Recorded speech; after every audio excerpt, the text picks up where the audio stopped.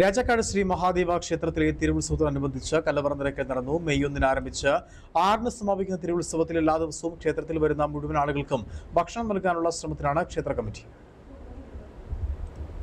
പശ്ചിമ കൈലാസനാഥനായി വാണരുളുന്ന രാജാക്കാട് ശ്രീ മഹാദേവ ക്ഷേത്രത്തിൽ തിരുവുത്സവത്തോടനുബന്ധിച്ച കലവറ നിറയ്ക്കൽ ചടങ്ങ് നടന്നു. ക്ഷേത്രസന്നിധിയിലെ പൂജാ ചടങ്ങുകൾക്ക് ശേഷം ക്ഷേത്രാങ്കണത്തിൽ വെച്ച കിഴക്കേപ്പറമ്പിൽ നിതീഷും കുടുംബവും ചേർന്ന് തിരി തെളിയിച്ചുകൊണ്ട് കലവറ നിറയ്ക്കൽ ചടങ്ങ് നടത്തി. ക്ഷേത്രം മേൽശാന്തി സതീഷ് ശാന്തി മുഖ്യ കാർമ്മികത്വം വഹിച്ചു.